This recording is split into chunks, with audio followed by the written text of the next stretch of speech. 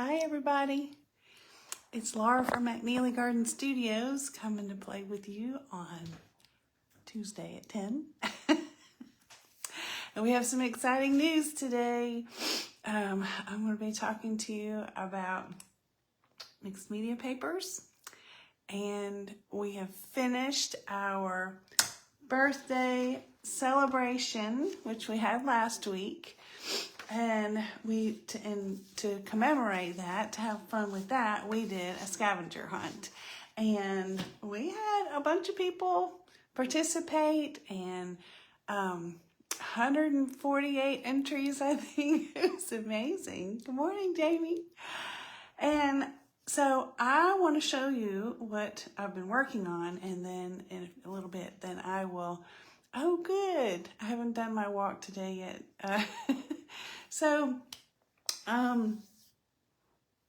Anyway, I'm going to show you the mixed media papers that I'm making, and I'm going to tell you who was winning, who won the scavenger hunt, okay? So I'm going to turn you down here. Pardon me. I have been having so much fun doing these mixed media papers, and I wanted to show you how I did it. This is one of those foam things. It comes in 4 pieces.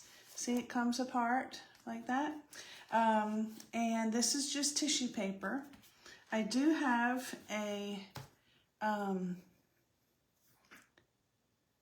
push pin, so that usually when I'm working with acrylic, it's stickier and it gets stuck to the board, and it moves around because it's tissue paper. But this happens to be watercolor. I really like the watercolor. It really flows on nicely. This happens to be the same paper that I did a couple weeks ago with the patterns, you know, when we did the rubbings. And so see how nicely the watercolor goes on there, and then it begins to like spread and soften. So you can really see how this has become an ombre effect. If I use like acrylic or whatever, and I feel like it might stick, I have these little, they look like traffic cones, don't they? So I have these. It's really for acrylic painting, like pour painting. So I will put them kind of just on there so a little bit of air can get under. And I generally do this background stuff at night. And then it's dry in the morning, and I can come in and, you know, add more paint, or Posca pens work really nicely on this surface. You can just do anything you want. I like this. I think I might outline this, that little rubbing. Remember, that was from a little plastic thing I found in the kitchen. So these are just super fun. You guys make some and have some fun with them. But I want to show you some more that I've made. So I'm going to move this, and see, what's nice is you can stand it up like that and it'll dry, and it'll be great. But for you lucky people that worked so hard, and I'm going to come, hey Sheila, the winners are going to get digitized versions of these media papers. I've worked so hard. I want to show you. I can't wait for you to see, and I can't wait for you to find out who won. All right.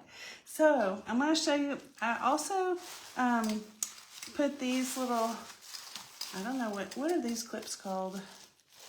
They're like jaw clips or something. But I have a cork board over there, and so when I get done with them, so they don't stick, I put them in this and I hang them up. So let me show you. I know you've seen a preview of some of them. I'm going to take these off too. And we were talking about making products out of them. I mean, all kinds of things. You can do cloth which can be made into clothing. You can do things like scarves, you can do cups, you can do just almost anything that you like, phone cases and whatever. And that way it's your art on there. But these are for mixed media, so they will be being torn up and used into other things. But what's nice about it is when you digitize it, then you still have the original. You can still use it for whatever you want. So this one was acrylic paint, all this, and then this is Posca pen. Didn't put any watercolor on here. When we get done, you tell me which one you like. Thank you, Sheila. All right, so this one was popular that I put up there. This one was done with stencils. You can tell this is all acrylic paint, metallic, metallic paint, and black and turquoise. You can't beat black and turquoise, right? But a lot of people really like this one as well. This one's fun. Doesn't have a lot of good composition, but if it's going to be used as a mixed media paper, then it really doesn't matter. But can you see the little vines? It's kind of grapey, right? But what's fun about this is you can take the splonger and actually make some light. You don't even have to go back in and put the highlights in there. So that's the third one. This may be my favorite. I don't know. The McNeely Garden Studios colors are lime green and black. And white. So this one is really me. And did you notice something else? It glows? Oh, yeah. But this is a botanical, my favorite. And this was done with acrylic ink, which I just took the dropper and I just dragged it across. I had no idea that it was going to fan out quite this much, but you know what? I really ended up liking it. I like it a lot. This one I did have to be very careful because it went through to the board and it was really wanting to be sticky. So I let it get maybe 3/4 of the way dry, and then I put the clips on and hung it up so that it would dry and not stick to anything. Here's another purple, kind of a modern Art Deco. This one does have shiny paint on it, if you can see. And then I put all the little details in there with a Signo pen. And I think that's all. So this is, and this is metallic paint as well. It's got kind of a sheen to it. This was one of my first tries. It's watercolor. Actually, I went through with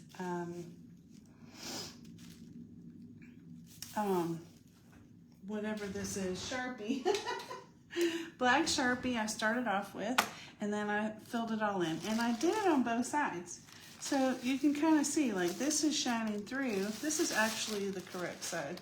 But then I went through and did a lot of the yellows on the back so that they would come through. And I think it turned out pretty good. This also is probably one of my favorites. Everyone just loved this. And can't you just see me in a dress made out of this fabric? I just think this would be so awesome. I love the colors. I love the composition. I love the change in the colors of the leaves as we go. So, and this was my very first one with watercolor. It just was a free-flowing kind of thing. Love the purple. I do love the purple too on all of these. I did get a little tear right there, but I put a little tape on the back. So anyway, so those are some of the ones that I'm going to be using. And I'll tell you why in just a minute. Let me lean you back up here. Hey. So we had to commemorate the celebration, the birthday celebration of McNeely Garden Studios, everything, all the aspects of my business started in September's. So we just decided that September was the time. That's going to be our celebration time. And if you were here last week, you heard the whole long history and some of my crazy stories that have happened throughout the years.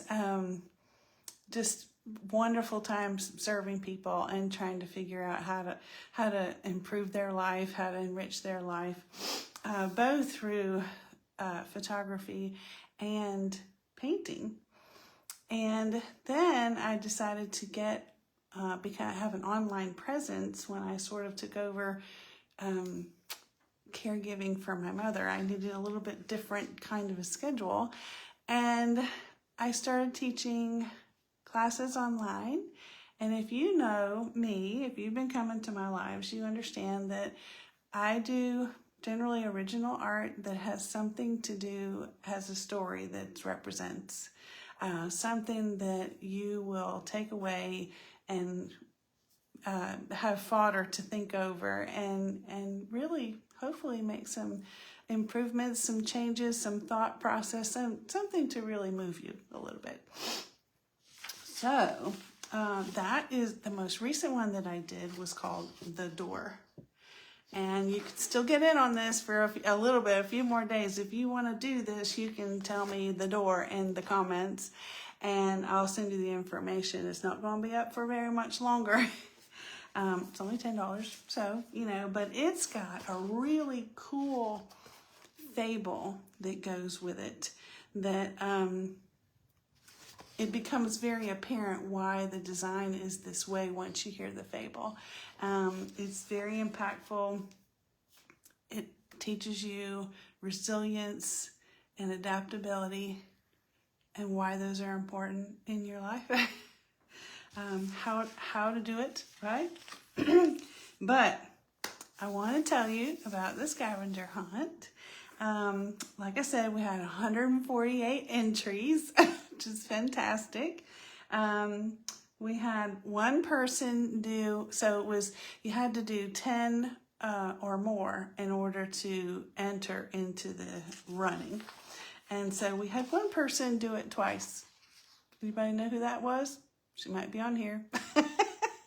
So she did 10 twice. Excuse me. Then we had some very interesting interpretations of the list. So what everybody did was they signed up to get the list. And then they went through the list, and it represented my 3 favorite things. Does anybody know what my 3 favorite things are? We talked a lot about it last week, and so it was pictures, so pics, paint, art of any kind, and plants, right? So we had 3 different categories of things to find in the scavenger hunt, and you could do any or all of them. So we had some really interesting interpretations of some of those suggestions, right? So let's see. We had one that had 21. Hey, Teresa. We had one that had 21 entries of those 148 entries. We had, the next one had 11. She worked really hard. And so there's going to be a winner for the most. There's going to be a winner for just a random winner of these people that entered. And then there's one that's the most unusual interpretation. And I kind of fudged on that, and I'm going to explain to you why. But, so here we go. What are you going to get? What are you going to win, right? You're going to get digitized versions of all of these papers. How about that? I'm going to send it right to your email. You've gotten kind of a sneak peek before, but Teresa, you got to go back to the beginning and see them all. So we're going to have a drum roll. And if you entered you know that you're in here. So you ready? The person that got the most, the 21, was Sandy Wynn. I was so happy for her. She did. It was like every day I got another little, oh, here's another one. Here's another one. It was really kind of a fun insight into everyone's lives. You know, I can see what they were doing. So, excuse me, Sandy, I'm going to email you these digitized versions, and when you use them in your mixed media, I want to see how you use them, okay? Let's see, Sandy, okay, I see where Jamie tagged her. Thank you very much. So, the second one, the one that got 11, happened to be the random draw, so that worked out very nicely. And that is Shelly. Shelly, you know who you are. So I'm gonna have to find out how to pronounce your name. It is very difficult for me. I don't know. So Shelly, congratulations! You're gonna get a set of these mixed media, digitized mixed medias. Okay, and the next one that got, it was supposed to be for unusual interpretation, and I'm going, yeah, there you go.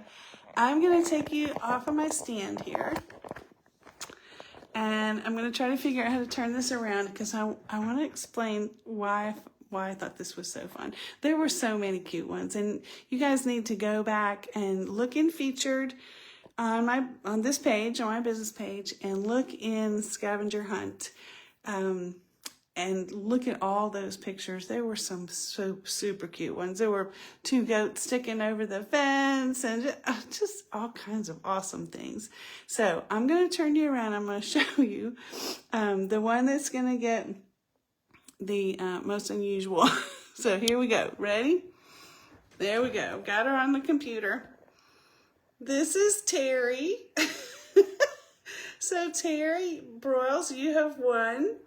And the reason I love this is because, being a photographer, I know what happened here. She got an 8x10 and put it in a 5x7 frame. Is that not the most clever and creative and unique way to make something work? I just love that. Plus, it makes them look so fun, like they're just peeking in, you know. I love that. So I'm going to turn you back around. And I want to thank you guys for always coming and blessing me with your presence and your wonderful personalities and all your comments. I've had a lot, hey Rhea, I've had a lot of fun doing this, and we've had a lot of fun doing the celebration. If you want to get in on the door, got a few more days, let me know. Put the door in the comments. And we have a lot of really wonderful things happening pretty soon. And Wednesday the 18th is the next thing. And I don't want you to miss out. A group of ladies and I, the Create Collective, are having kind of a paint party amongst ourselves, and you are invited to come. You have to be in the group. So if you want to get in the group, tell me. It's called the Create-a-thon. So if you want to write that in there, just type it in that you want to come. You want to be in the group. Don't forget to come. It's going to be from 3 to 4 on Wednesday, and we're going to be doing something fall related. And Jamie put it in there so that you can find it. Jamie's always really good for me to do that, to do that for me. And that's going to be all that you can handle right now. Next week, I'll tell you some more things, because we got lots of things in the lineup, all right? So thank you so much for coming. If you miss looking at all the mixed media papers, go to the back, give me a hashtag replay, all right? So thanks for coming. We'll see you soon.